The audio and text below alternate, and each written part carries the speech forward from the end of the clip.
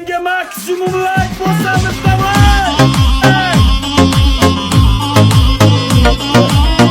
Like bo'ling.